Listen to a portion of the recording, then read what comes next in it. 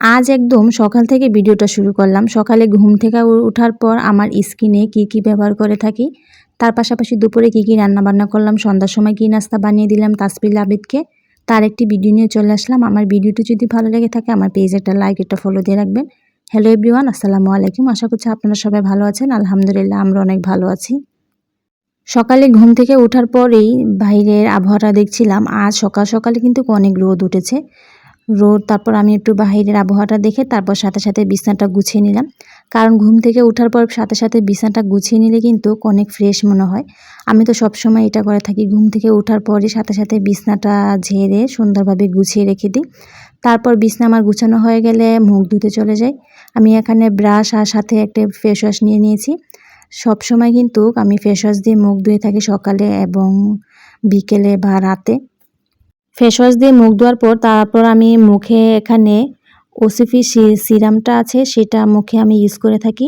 এটা আমি এর আগেও একবার ইউজ করেছিলাম, অনেক ভালো ছিল এই সিরামটা, এজন্য আমি আরেকটি ব্যবহার করছি, মানে আরেকটি নিয়েছি কি ব্যবহার করার জন্য। এই সিরামটা আসলে অনেক ভালো। আগে আমার মুখটা অনেক চুলকাতো, কিন্তু সিরামটা ব্যবহার করার পর মুখটা আর চুলকানো অনেক কমে গেছে। এই জন্য এই সিরামটা আমি সবসময় ব্যবহার করে থাকি। মানে সকালে একবার ব্যবহার করি বা রাত্রে একবার ব্যবহার করি। সিরামটা দেওয়ার পর কিছুক্ষণ শুকানো হয়ে গেলে তারপর আমি এখানে সানস্ক্রিন ব্যবহার করব। যেহেতু আমরা গ্রামে থাকি আবার মাটির চুলাতে রান্না করি, তার জন্য কিন্তু স্কিনটা অনেক খারাপ হয়ে যায়। এই জন্য কিন্তু আমি এই সানস্ক্রিনটা ব্যবহার করে থাকি। এই সানস্ক্রিনটা অনেক বেশি ভালো, আমার কাছে তো অনেক বেশি ভালো লেগেছে। এই সানস্ক্রিনটা সব ধরনের মুখে কিন্তু ব্যবহার করা যায়, মানে সব ধরনের স্কিনে ব্যবহার করা যায়। আমার কাছে তো অনেক ভালো লেগেছে এই সানস্ক্রিনটা। আমার সানস্ক্রিনটা কিন্তু দেখতে শেষ হয়ে গেছে। আমি ব্যবহার করেছি অনেক দিন ধরে। সানস্ক্রিনটা দেওয়া হয়ে গেলে তারপর কিন্তু পাউডার অবশ্যই দিতে হবে। তারপর আমি এই পাউডারটা দিয়ে নিই, সবসময় ব্যবহার করে থাকি এই পাউডারটা। তারপর মাথাটা আঁচড়ে নিয়েছিলাম।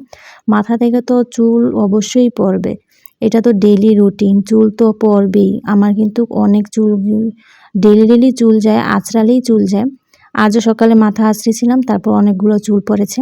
তারপর মাথা আঁচড়িয়ে হালকা পাতলা কিছু নাস্তা করে তারপর বাহিরে আসলাম।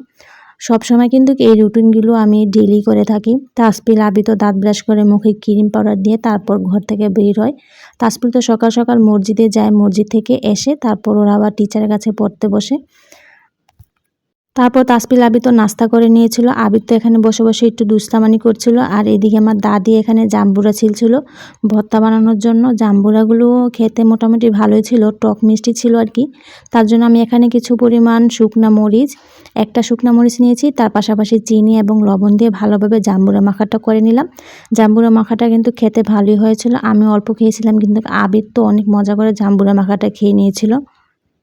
জাম্বুরা মাখাটা খেতে বাবা তো ওদিকে বাজার করে নিয়ে চলে আসলো, কারণ আজ অনেক বাজার করে নিয়ে এসেছে। আগামীকাল থেকে আমাদের ঝুপে কাজ করা হবে, এখানে 10 থেকে 15 জন মানুষ কাজ করবে, প্রায় 10 থেকে 15 দিনই লাগতে পারে। এজন্য আজ অনেকগুলো বাজার করে নিয়ে এসেছে।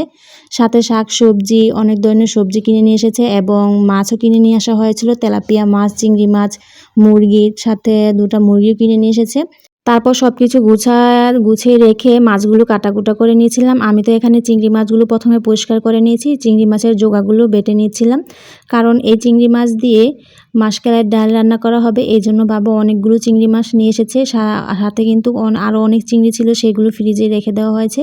আগামী 2 দিনের জন্য চিংড়ি মাছগুলো কেটে নিয়েছি, পাশাপাশি কিন্তু মাছগুলো কাটাকুটা করে ধুয়ে পরিষ্কার করে ফ্রিজে রেখে দিয়েছি। তারপর এখানে মুরগিগুলো ভালোভাবে ধুয়ে নেওয়া হচ্ছিল, মুরগিগুলো ধুয়ে ফ্রিজে রেখে দেওয়া হয়েছে আগামীকালে রান্না করার জন্য। তারপর আমি এখানে ধনিয়া পাতা, কাঁচামরিচগুলো পরিষ্কার করে নিচ্ছিলাম, কারণ কাজের সময় যদি এগুলো একটু পরিষ্কার থাকে কাজ কিন্তু অনেক সহজ হয়ে যায়। তার জন্য কিন্তু আমি এখানে মরিচ আর ধনিয়া পাতাগুলো ভালোভাবে পরিষ্কার করে তারপর একটা শুকনা পলিথিনে করে ফ্রিজে রেখে দিয়েছি, যাতে আগামীকাল এগুলো সাথে কাটাকুটা করে নিতে পারি। এই জন্য এগুলো সব কিছু গুছিয়ে গেছে, আমি ফ্রিজে রেখে দিয়ে আসলাম। সবকিছু তো গুছগাছ হয়ে গেছে, এখন দুপুরে রান্না করার পালা। আজ তো দুপুরে রান্না করতে অনেক দেরি হয়ে গেছে, কারণ মাছ টোছ সবকিছু গুছিয়ে রাখতে অনেক দেরি হয়ে গিয়েছিল। আজ আর বেশি কিছু রান্না করব না, এখানে বাবার জন্য শুধু করলা ভাজি করে নিয়েছি। প্রথমে পেঁয়াজটা ভালোভাবে ভেজে তারপর করলাটা দিয়ে দিয়েছি, করলাটার সাথে লবণ দিয়ে ভালোভাবে ভাজিটা করে নামিয়ে নিয়েছিলাম। তারপর মাছের তরকারি রান্না করব বেগুন আলু দিয়ে, আর চুগুর পাতার ভর্তা বানানো হবে। তার জন্য কিন্তু প্রথমে আমি ভাজিটা করে নিয়েছি, এখন মাছের তরকারিটা রান্না করব।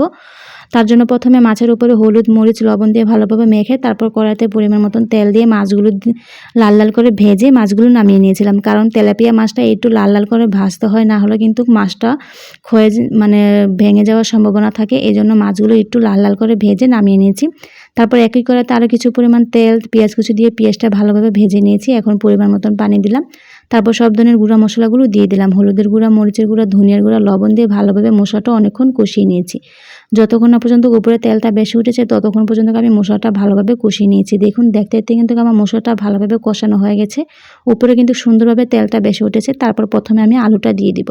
যেহেতু আলুটা সিদ্ধ হতে একটু বেশি সময় নেই, এই জন্য প্রথমে আমি আলুটা দিয়ে কিছুক্ষণ সিদ্ধ করে নেব, যাতে তরকারিটা আমার তাড়াতাড়ি রান্না করা হয়ে যায়। এই জন্য প্রথমে আমি মশলার সাথে ভালোভাবে আলুটা নাড়াচাড়া করে মিশিয়ে নিচ্ছিলাম। তারপর এখানে আমি কিছু পরিমাণ পানি দিলাম, যাতে আলুটা সুন্দরভাবে কষানো হয় এবং সিদ্ধ হয়ে যায়। তারপর কিন্তু আমি পানি দিয়ে ঢাকনা দিয়ে ঢেকে দিয়েছিলাম। ঢাকনা দেওয়ার কারণে তাড়াতাড়ি কিন্তু আলুটা সিদ্ধ হয়ে গেছিলো।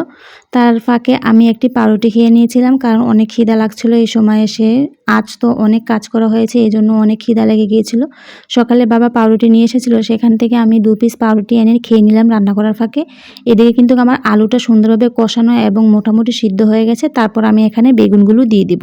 বেগুনটা কিন্তু বেশি সিদ্ধ হতে বেশি সময় লাগে না, এই জন্য বেগুনটা একটু পরে দিয়েছি। তারপর আমি মশলার সাথে ভালোভাবে নাড়াচাড়া করে এটাকে ঢাকনা দিয়ে ঢেকে আরও কিছুক্ষণ কষিয়ে নেব, যাতে বেগুনটা সুন্দরভাবে সিদ্ধ হয়ে যায়।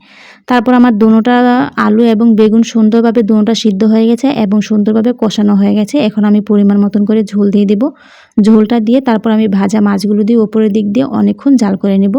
ঝোলটা যতক্ষণ না পর্যন্ত একটু ঘন হয়ে আসে ততক্ষণ পর্যন্ত আমি তরকারিটা জাল করে নিয়ে শেষে আমি ধনিয়া পাতা দিয়ে মাছের তরকারিটা নামিয়ে নেব। মাশাআল্লাহ, মাছের তরকারি কালারটা কিন্তু অনেক সুন্দর হয়েছে, খেতে কিন্তু অনেক বেশি মজা হয়েছিল। আমার কাছে তো অনেক ভালোই লেগেছে খেয়ে। তারপর কিন্তু আমার মাছের তরকারিটা রান্না করা হয়ে গেছে। দেখুন মাছের তরকারি কালারটা দেখতে কত সুন্দর এবং লোভনীয় দেখাচ্ছে, খেতেও কিন্তু অনেক বেশি মজা হয়েছিল। তারপর দাদি বলতেছিল দাদির এই মাছ তরকারি দিয়ে খেতে ভালো লাগছে না, এই জন্য দাদিকে একটু ভর্তা বানিয়ে দিতে হবে। তার জন্য আমাদের চুগুর গাছ থেকে অনেকগুলো চুগুর পাতা পেড়ে নিয়ে আসা হয়েছে। আমি এখন পাতাগুলো একটু সিদ্ধ করে নেব। তার জন্য প্রথমে লবণ আর পাতাটা ঢেকে দিয়েছি, এটা থেকে পানি বের হয়েছে, সেই পানিটা দিয়ে পাতাগুলো সুন্দরভাবে সিদ্ধ হয়ে যাবে।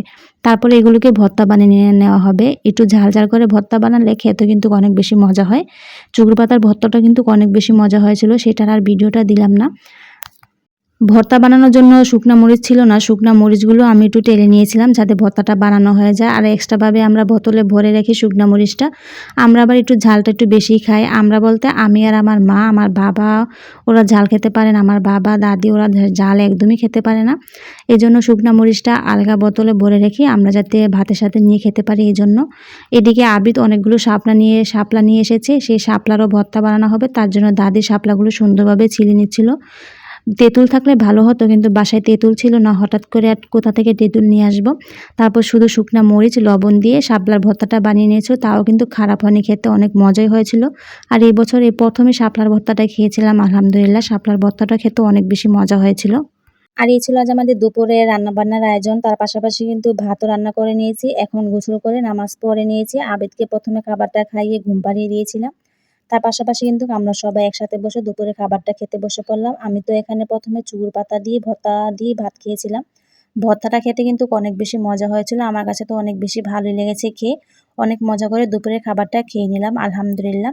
খাওয়া দাওয়া শেষ করে তারপর সবাই রেস্ট নিয়েছিলাম। বিকেলে আবার একটি নাস্তা বানাবো, তারও প্রিপারেশন নিতে হবে। তাসপিল আবিদ পিজা খেতে অনেক বেশি পছন্দ করে, এজন্য ভাবলাম আজ আমি ওদেরকে পাউরুটি দিয়ে পিজা বানিয়ে দেবো। দেখুন পাউরুটি দিয়ে পিজাটা বানিয়েছিলাম, দেখতে কিন্তু অনেক সুন্দর হয়েছে তাই না? খেতে কিন্তু মজাই হয়েছিল। আমি এই প্রথম পিজা বানালাম, প্রথম অনুযায়ী পিজাটা কিন্তু খেতে অনেক বেশি মজা হয়েছিল। আমরা তো অনেক মজা করে সন্ধ্যার সময় এই পিজাটা খেয়ে নিয়েছিলাম। আর পাউরুটি দিয়ে যে এত সুন্দরভাবে পিজা বানানো হয় তা কিন্তু আগে জানা ছিল না, এখন বানিয়ে খেয়ে দেখলাম আসলে কিন্তু অনেক বেশি মজা হয়েছিল। এটা রেসিপি চাইলে আমার পেজে দেওয়া থাকবে, সেখান থেকে আপনারা দেখে নিতে পারেন। আর এই ছিল যে আমাদের 7 দিনের একটি ফুল ভিডিও। আমার ভিডিওটি যদি ভালো লেগে থাকে আমাদের সাথেই থাকবেন, লাইক ফলো সাবস্ক্রাইব করে তানজিন আক্তার ব্লগের পাশেই থাকবেন। সবাইকে অনেক ধন্যবাদ।